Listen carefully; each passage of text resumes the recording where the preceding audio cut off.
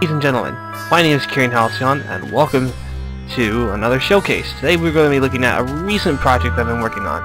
Now, a lot of you guys might very well have been watching the Yogscast and their affiliates recently, and you'll have, by no doubt know about what the survival games are. Well, today I'm going to show you something a little different. There have been a lot of survival games going on within the recent month. I think it's a safe estimate, and so I felt like there needed to be a change, and so I decided to make my own little game map, and this is going to be a versus map. Welcome to the Ghostlands. Take good luck, take good luck. The story behind this is that there are these two factions, the Golden Empire and the Narval Regime. And these two have been fighting each other for a long time, and so they've come to this weird place that's like a relic, and they feel as if both sides feel as if it's theirs or the taking. And so now they both have decided to go to war with each other and are here to duke it out. So we've got two different teams. This is supposed to be like a 5-player challenge by the time I'm done with it. And although only 4 players will be able to be in combat with each other, because there will be a 5th player sitting inside here acting as a commander. And the idea behind it is that this is going to be a versus map, very much like a first-person game, such as, for example, if I was to make an example, like, oh boy, what is it? Very much like War of the Roses currently. Anyway, so as you can see, there are 2 bases. They're both similar. I mean, they are both pretty much the same. You've got 3 structures inside each base. You've got your main building here, and I'm lagging really badly. You've got the main building, the outside, a respawn hut, and I'll explain more about that later, and a forge room. And this basically has all these items and guff. You will find items throughout the map when it's done, and each of these items, depending upon where they're discovered, will contain certain pieces of importance, like for example glass bottles or perhaps a bucket of water, things like that, little things that you can use to craft into weapons. The respawn house will give you will allow you to have your own weapons, but for the most part there's really nothing it's really nothing very spectacular. If you want to have the next best step up, you have to make your own. And so anyway, then there's also these other structures here. You've got these watchtowers, there's one on each side, and their only purpose is to act as a kind of standing stone, a spot where you can snipe at enemies, where you can shoot at a distance, and basically get a good feel for the map. If you want to know what's going on, and if your team's captured one of these, then this is where it's at. However, at the same time, you have to understand that you have to actually capture this. This isn't yours on the spot, and the enemy team can and are what's the word? Oh crud! They are recommended to capture these out from under your nose.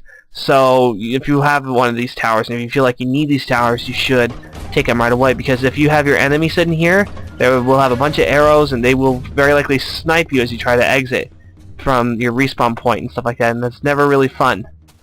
So what else? Then we have the main structure here, a Mayan-esque pyramid. I've decided to make it so there are like 4 different ways to be able to get inside, and the idea is that the throughout gameplay, this would be the object where your said item is supposed to be found. Like for example, if you're going to play a capture the flag style game, you'd find the flag here. It would sit pretty right there. If you're going to play an assault game, it would also be where you'd find the TNT to rig the bomb. There are also other spots here, like a little underground area, where you go underneath the pyramid, and then you can access that on 2 different sides as well. One over there, and one over there. So the idea behind this map is that they are, like I said, 2 different game types, as far as I can tell. There might be a free-for-all game type, but I don't really know if I want to set up rules for that. So this is just your basic overall game types. So the capture of the flag is pretty obvious. You'll find something like a golden crown or another item of importance that will be placed right here by the host. And then you will be able to also, and the object of the game is that once you find that item, you have to take it all the way back over here to your spot, give it to the commander, and he will place it in a special little dispenser, which will then notify the host or the overseer of the game that they've captured the flag, and then a new one will be placed. And that it'd be you have to score 3 to win. Assault is a bit more fast-paced and a bit more finite, but it should also be a lot more fun because it has a lot more grisly and gore. Well, if you could call it that. Anyway, the idea behind Assault is that you have to find yourself a bomb. You've got yourself some TNT. There will probably be, when I have it set up, a chest inside of there that can be used to place the new a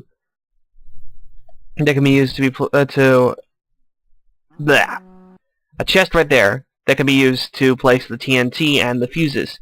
And the idea of the game type is that you take your TNT and fuses, you go all the way back over there, and then there's a special spot right over here where you can place your bomb and your fuses. If you happen to be able to incapacitate the enemy commander and place the bomb and the fuse and start it, the enemy team has only a limited amount of time before they can defuse it. You cannot defuse TNT directly until the fuses are taken care of. You can break redstone, but you cannot break redstone repeaters, and so therefore it adds a little bit more challenge. The way that it'll be designed is that you will have at least 5 seconds after the initial activation for that for you to defuse the bomb and essentially get rid of it. Once the enemy base is dead, the attacking team wins, and you can start a new round by completely wiping the map and starting over. Now, the concept of commanders, I've mentioned this a couple of times already, but the idea behind these guys is that they are these specialists that sit around and they basically do nothing at the beginning of the game. I mean, they can provide direction. They can, based upon the intel provided by other people, they can provide a decent spot to see up to a certain point. But more importantly, they are also provided, I don't have it set up yet, but they're also provided certain redstone contraptions that allow them to be able to support their own base, plus add extra support to the enemy. Against the enemy. And so, an example would be that they can fire potions of harming or arrows from these dispensers that can be used to attack intruders. This would be especially valuable in Assault, because the commander, if there's a player wipe, the commander has no way of being able to protect his base on his own, because the commander does not leave this spot at all unless he's killed, and then he has to come right back. So let's see, there's that. What else? They're also able to, as you go along and earn different objectives, you're also able to access different abilities. For example, one of the reasons why you want to get these towers is that when you capture a tower, you're able to activate an ability for the commander. The ability to be able to spawn mobs somewhere. There will be like a random mobs dispenser hidden somewhere in the map, and when he activates it, he can turn it on, and it'll send mobs to on the enemy base, such as a creeper spawner or a zombie spawner or perhaps a silverfish spawner, something like that. The another ability also is featured with these airships. Once it is completed, you'll be able to fire a cannon from the base up, and it'll fire a cannon from these airships. And the idea is that the TNT, there'll be enough TNT for the charge to enter the enemy area. So we'll be able to take out this cover right here. It is a one-shot only ability, but sometimes in the gameplay, it can be very vital to be able to accomplish that. So I think that's pretty much it for now. Like, favorite, subscribe, the whole 9 yards. Be sure to give me feedback. Let me know whether or not you guys think this is a good idea, and I'll move forward with it. I would like to be able to move forward with this map before I work on my other projects, which also means that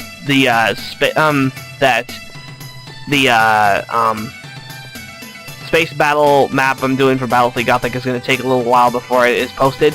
But regardless, this should turn out to be pretty good.